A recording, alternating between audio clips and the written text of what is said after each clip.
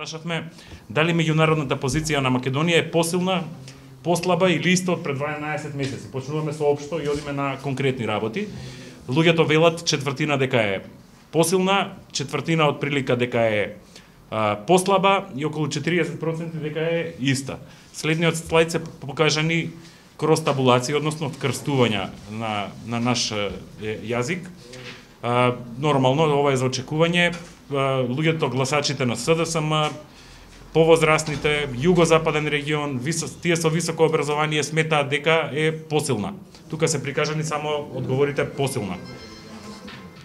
Најмалку вакви одговори дали нормално, нели, поддржувачите на ВМРО, повардарието и така натаму, и дури помладите.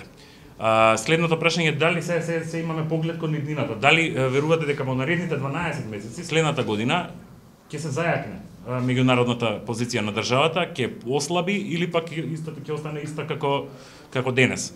Дека ќе се зајакне, односно дека ќе биде посилна, веруваат нешто повеќе од 1/3, околу нешто над 1/5 мислат дека ќе биде послаба.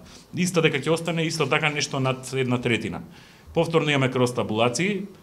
Албанците се најголеми оптимисти, гласачите на СДСМ се најголеми оптимисти, веројатно и најголеми пропоненти на целата наша надворешна политика.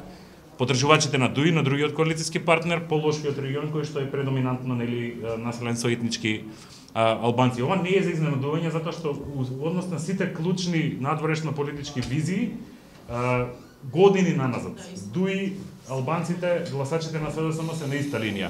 ВМРО е секогаш доле, подвојне идентитетски и однос на надворешно политичките визии. Таа подвојност ние имаме впечаток дека со годините ќе се зајакнува, затоа што немаат јасна политика, не можат од баластот од минатото да се ослободат така лесно.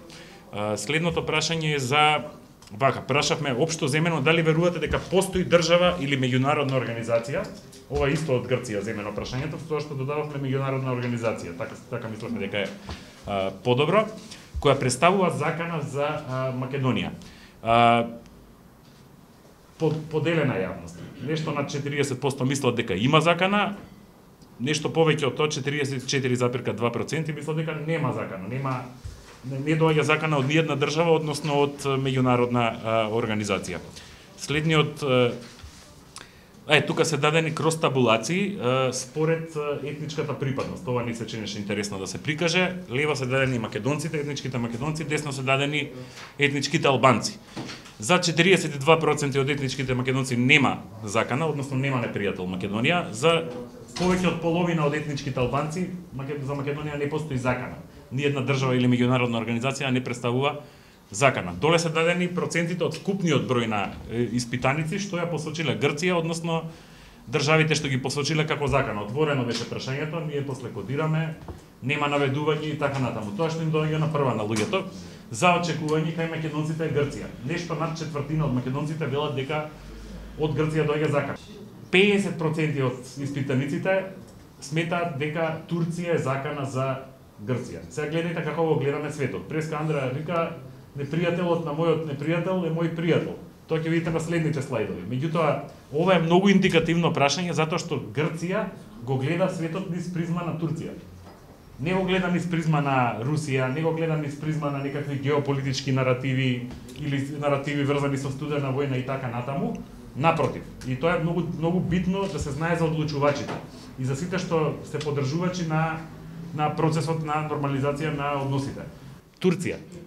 Ова е повторно отворено прашање. Не прашуваме дали сте за американците или русите, како порано што прашувале. Не прашуваме ова е отворено прашање. Посочете држава што прва ќе ви падне на памет дека е пријател на Македонија. Вкупен број ова е од вкупната популација. Турција, Србија, Русија, Германија, гледаме како одат надоле. ЕУ 4,4%, САД 5,18%, Албанија. Што мислите, која етничка група ја преферира Турција? Како би ви идела интуицијата? Дали македонците повеќе ги ја видовте, да. Следниот слайд е тоа. Исто. Пети на македонци, пети на дури повеќе се кај етничките македонци. Кај етничките македонци имаме Србија, па имаме Русија, па имаме Бугарија.